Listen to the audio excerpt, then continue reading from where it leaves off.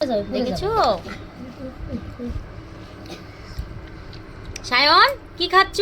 দই। আমার দিকে তাকিয়ে বলো। দই খাচ্ছি। দই খাচ্ছে। দই কে এনেছে? বাবা। গুড মর্নিং বন্ধুরা, শুভ সকাল। আর আজ তোমাদের মাংসর মেরিনেট থেকে দেখানো শুরু করলাম। তো দেখো বন্ধুরা, তোমাদের দাদাভাই সকালবেলা বাজারে গেছিলো আর বাজার থেকে মাংস নিয়ে এসেছে। আর আমি মাংসটাকে ম্যারিনেট করে রেখেছি। দিয়েছি হলুদ গুঁড়ো, দিয়েছি জিরের গুঁড়ো, দিয়েছি লঙ্কার গুঁড়ো এবং দিয়েছি পেঁয়াজ কুচি। আর তার সাথে দিয়েছি একটু কাঁচা সর্ষের তেল দিয়ে লবণ, স্বাদ মতন লবণ দিয়ে আমি ম্যারিনেট করে রেখে দিয়েছি। আর আর এদিকে দেখো বন্ধুরা, বড় বড় ডুমো ডুমো করে আলু গোল গোল করে কেটে রেখেছি, কেটে এবং ভেজেও রেখে দিয়েছি। এদিকে কড়াইতে তেল বসিয়ে দিয়ে আমি ফোড়নের জন্য দিয়ে দিয়েছি কটা জিরে দিয়ে দিয়েছি। আর এরপরে দিয়ে দেবো শুকনো লঙ্কা ফোড়নের জন্য। এই দেখো বন্ধুরা, শুকনো লঙ্কা নিয়ে নিয়েছি আর নিয়েছি তেজপাতা, আর এটাও আমি তেলের উপরে দিয়ে দেবো। ফোড়ন দিয়ে দিচ্ছি। এরপর এর মধ্যে আমি মাংসটাকে ভালো করে কষিয়ে নেব। চলো মাংসটা এর মধ্যে শুকনো লঙ্কাটা ভাজা হয়ে যাক, তারপরে আমি মাংসটা দিয়ে দেব।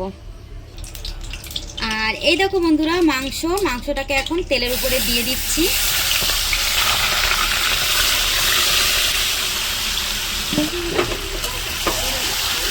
আর মাংসটা আমি তেলের উপরে দিয়ে এখন ভালোভাবে কষিয়ে নেব।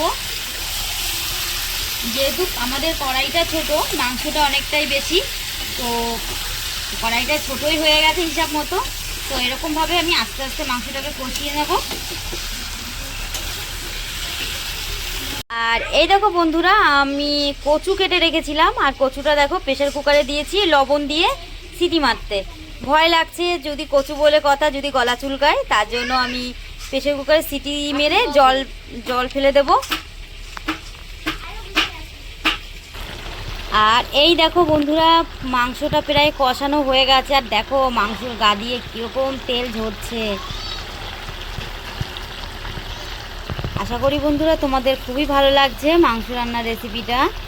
আর মাংসটাকে আমি ভালো করে কষিয়ে নেব আরও। আর এতটাই তেল ছেড়েছে বলার মতো বোঝাতে পারবো না। যেটা নর্মাল রেখে দিয়েছিলাম, আর তেল তো পুরো একদম মাখো মাখো একদম অবস্থা। তো মাংসটাকে আমি ভালো করে কষিয়ে নেব এবং ভালো করে নাড়িয়ে নেবো। এক হাতে ক্যামেরা আর এক হাত থেকে আমি নাড়াতে খুব কষ্টই হচ্ছে। যাই হোক, এত করে কষ্ট করে ভিডিও করছি, তোমরা প্লিজ বন্ধুরা তোমরা দেখো। আর যে সকল বন্ধুরা এখনও অবধি আমাদের ইউটিউব চ্যানেলটিকে সাবস্ক্রাইব করোনি, নতুন বন্ধু, তারা প্লিজ তোমরা ইউটিউব চ্যানেলটাকে সাবস্ক্রাইব করে দিও।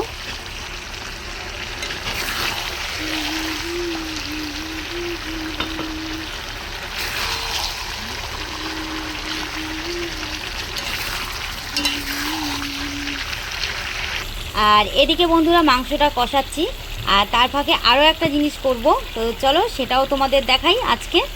এই দেখো বন্ধুরা, এটা কি তোমরা বলতে পারবে? যারা বলতে পারবে তারা বলো, আর তার সাথে সাথে আমিও বলে দিচ্ছি। এটা হলো আমবুলি পাতা। আর দেখো পুরো একটা পাতাগুলো হচ্ছে লাভ দেখতে, দেখো লাভের মতো পাতাগুলো। আর এই পাতাগুলো কিন্তু টক হয়, প্রচণ্ড টক হয়। আর আমি এই পাতাগুলো আমাদের ঘরের পাশ থেকেই তুলে নিয়ে এসেছি। আর এই পাতাটাকে আমি আজকেও করব। তো আর এই পাতাটা যেহেতু মাংস করছি, তার সঙ্গে কচুর তরকারি, আর তার সঙ্গে এই টকটকভাবে পাতার এই টকটকভাবে এই শাকটা ভাজা করব। তো চলো, এটা হচ্ছে আমবুলি শাক। আর এদিকে বন্ধুরা মাংসটা কষানো হয়ে গেছে, এবার দিয়ে দেবো জল। আর জল দেওয়ার আগে মানু একটু কষানো মাংস খেতে চেয়েছিল, তো মানুকে একটু কষানো মাংস দিয়ে দিলাম। তো এবার জলটা দিয়ে দিই বন্ধুরা। ও দাঁড়াও, একটা জিনিস ভুল হয়ে গেছে, এর মধ্যে দেবো তো আলু এখন। তো চলো এবার আলুটা দিয়ে দিই। আলুটা দিয়ে ভালো করে নাড়াচাড়া করে নেব।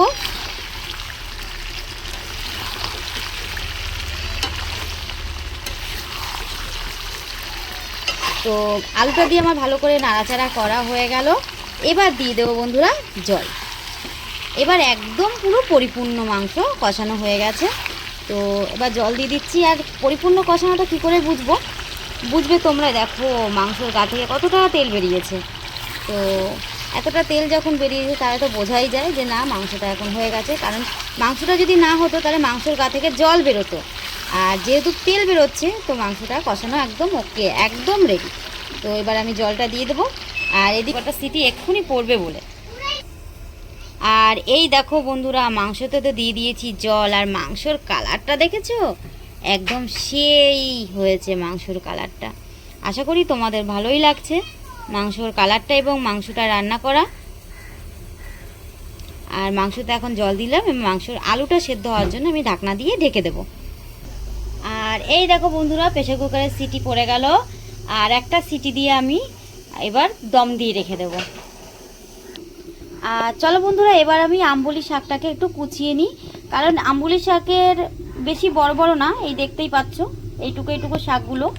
তো শাকগুলো ছোট্ট ছোট্ট। এখন এই আমবুলি শাকটাকে একটু কুচিয়ে নেব। আর এগুলো একদম বন্ধুরা দেওয়ার সঙ্গে সঙ্গে না একদম একটুখানি হয়ে যায়। আর এদিকে দেখো বন্ধুরা, আমবুলি শাকটাকে আমি কুচিয়ে নিয়েছি, বেশি কুচাইনি, হালকা করে কুচিয়ে নিয়েছি। আর তার সঙ্গে নিয়ে নিয়েছি দুটো লঙ্কা, 3টে লঙ্কাই নিয়েছি, কিন্তু আমি লঙ্কাগুলো থেতো করে দেবো না, লঙ্কাগুলো গোটা গোটা অবস্থায় দেবো। এদিকে বন্ধুরা ঢাকনা দিয়ে তো ঢেকেই দিয়েছি। এবার আমি গামলিটা সরিয়ে, ঢাকনাটা সরিয়ে দেখব যে তরকারিটা কতটা হয়েছে এবং আলুটা কতটা সেদ্ধ হয়েছে।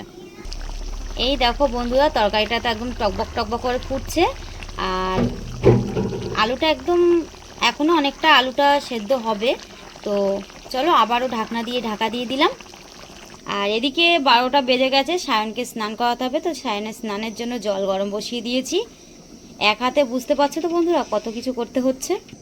বন্ধুরা জলটা গরম হয়ে গেছে, জলটা এবং নামিয়ে দিয়েছি, আর বসিয়ে দিয়েছি আবারও একটা কড়াই। আর এই কড়াইটা আমাদের সব থেকে পুরনো কড়াই, আর এই কড়াইটায় আমার মাছ ভাজা হয়, যার কারণে কড়াইটা এতটা কালো হয়ে রয়েছে। কিন্তু এই কড়াইটাতে এত সুন্দর যে ননস্টিক কড়াই ফেল হয়ে যাবে। তো এই কড়াইয়ের মধ্যেই আমি এখন বসিয়ে দেবো আমবুলি শাক। এই দেখো বন্ধুরা, কড়াইটা এখন গরম হয়ে গেছে, আর কড়াইয়ের উপরে দিয়ে দেবো পরিমাণ মতন তেল। আর তেলটা আমি অল্পই দেবো। বন্ধুরা তেল দেওয়া হয়ে গেছে, এবার তেলের উপরে দিয়ে দেবো, তেলটা যেহেতু গরম হয়ে গেছে। আর তেলের উপরে দিয়ে দেবো আমি অল্প করে কালো সর্ষে।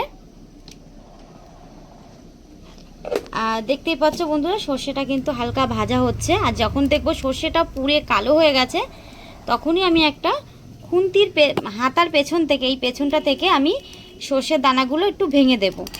এই দেখো ভাঙলে পরে চরবর চরবর করছে, আর আমি এরকমভাবে ডলে ডলে ভেঙে দেব।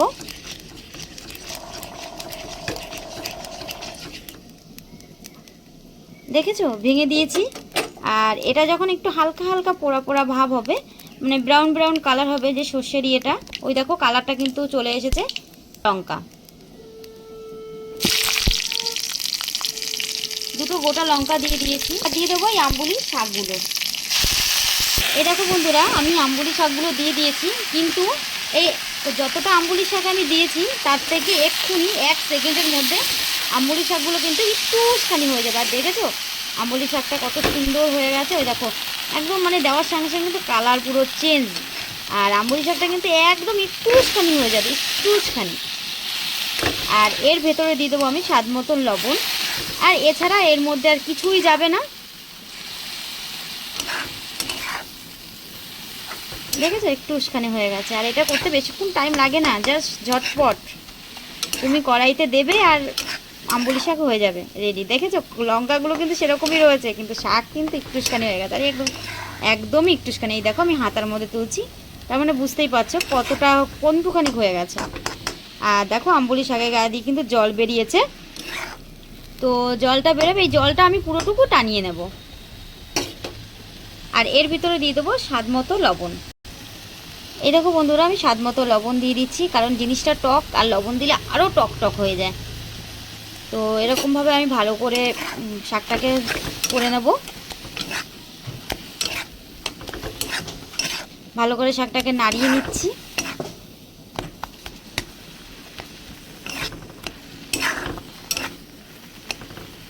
শাকটা বেশিক্ষণ লাগে না বন্ধুরা, 5 মিনিটের মধ্যে শাকটা একদম রেডি হয়ে যায়। আর এই দেখো এর মধ্যে কিন্তু হলুদ মলুদ কিছু যায় না, হলুদ দিতে হবে না তোমাদের।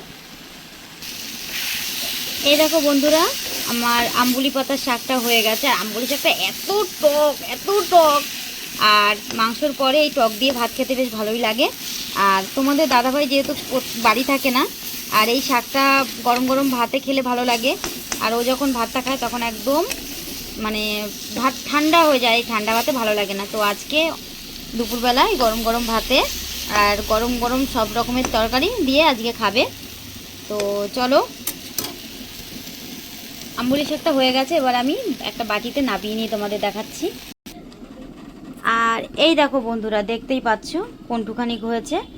আর শাকটা যেহেতু হলুদ মলুদ দেওয়া হয়নি, তাই একটু কালো কালো মতো লাগছে, কিন্তু শাকটা খেতে সেই একদম দারুণ শাকটা খেতে। তো চলো শাকটা এবার রেখে দিই।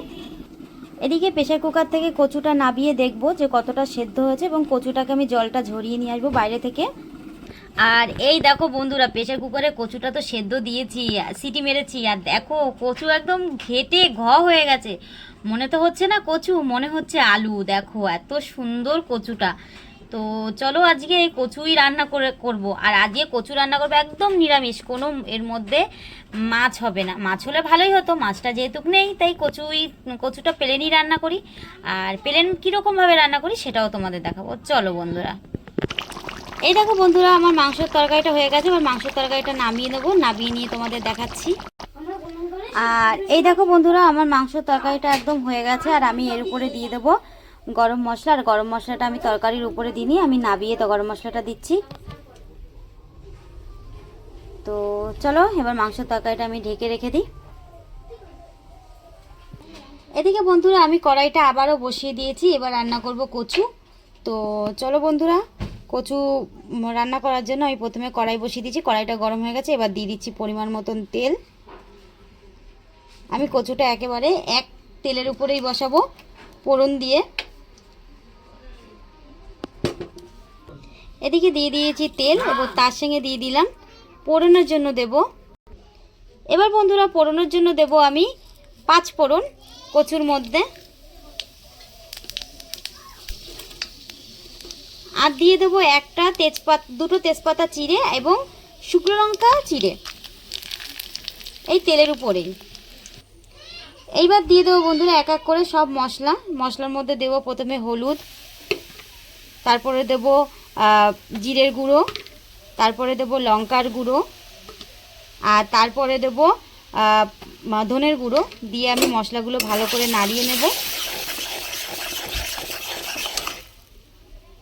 এরপরে আমি এর উপরে কচুটা দিয়ে দেব। এই দেখো বন্ধুরা, কচুটা দিয়ে দিয়েছি। কচুটা একদম হালকা করে নাড়িয়ে নেব। আর দেখো কচুটা কিন্তু একদম এতটা গলে গেছে যে কচুটা ঝুড়ো ঝুড়ো হয়ে গেছে। যাই হোক, আমি এই ঝুড়ো ঝুড়ো কচুই মাখা কচুই আজকে রান্না করব। তো আমার মশলাটা দিয়ে ভালো করে কচুটাকে নাড়িয়ে নিলাম। এবার আমি দিয়ে দেবো জল। আর বেশি আমি নাড়ালাম না, কারণ গুঁড়ো গুঁড়ো বেশি হয়ে যাচ্ছে, তাই এর ভেতরে পরিমাণ মতন এখন কচুর মধ্যে জল দিয়ে দিচ্ছি।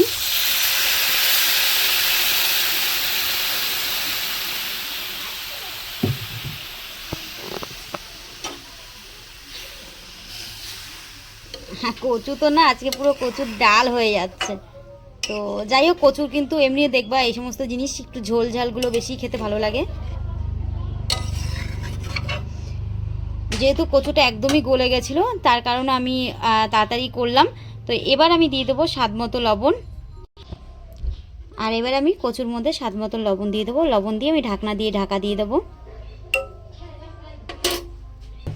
এবার আমি কচুর তরকারিটা ঢাকনা দিয়ে ঢাকা দিয়ে দেবো।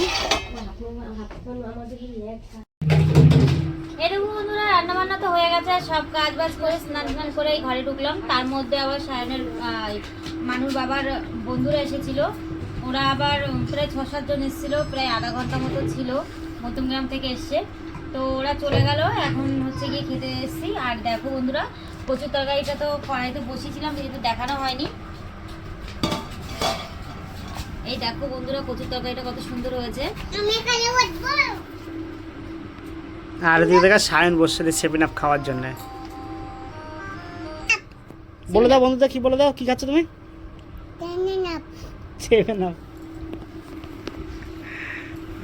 তো চলো এবার মাকেও দিয়ে দিই, আর আমরা সবাই মিলে একসাথে এখন খেতে বসি।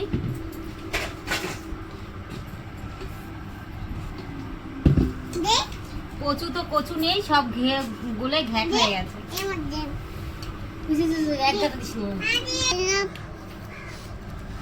আর এই দেখো বন্ধুরা মাংস তরকারির উপরে দেখো কত তেল। আমি চামচ নেব, চামচ নেব আমি মাইকে খাবো। ও পাশে বসছি, ও পাশে। খাও। আর এই দেখো সায়ন এতক্ষণ 7 আপ খেয়ে এখন খাচ্ছে দই। চামচ, আগে চামচ। বল আমি দই খাচ্ছি। আমি দই খাচ্ছি। বাবা নিয়ে আইছি। হ্যাঁ বাবা এই দেখো সায়ন দই খাচ্ছে আর বগর বগর বগর বগর করছে দেখো। আমার পাপা নিয়ে আইছে। হুম, পড়ে যাবে পড়ে দেখেছো যাবে। সায়ন কি খাচ্ছো? দই। আমার দিকে তাকিয়ে বলো। আমি দই খাচ্ছি, দই। দই খাচ্ছে দই। কে এনেছে? বাবা। এই দেখো বন্ধুরা এখন দিয়ে দিচ্ছি দই। এই দেখো বন্ধুরা সবার শেষে এখন আম্বুলি পাতার শাক দিয়ে খাচ্ছি, কারণ প্রথমে খেয়েছি কচুর তরকারি, তারপরে খেয়েছি মাংস, আর এখন খাচ্ছি আম্বুলি শাক। আর আম্বুলি শাকটা খুব টক, যেহেতু প্রথমে হেভি খেয়েছি এখন একটু টক টক খাচ্ছি। আর তার সাথে দেখো কালো 7 আপ, এদিকে টক খাচ্ছি এদিকে আবার 7 আপ নিয়ে বসে আছি। তো আমাদের এই রান্নার রেসিপিটা তোমাদের কেমন লাগলো এবং খাওয়া দাওয়ার পর্ব তোমাদের যদি ভালো লেগে থাকে তো লাইক কমেন্ট শেয়ার করে দিও, আর সাবস্ক্রাইব করে পাশের বেল আইকনটি টিপে দিয়ে আমাদের সাথে থেকো। আজকের মতো বন্ধুরা এইটুকু, ধন্যবাদ।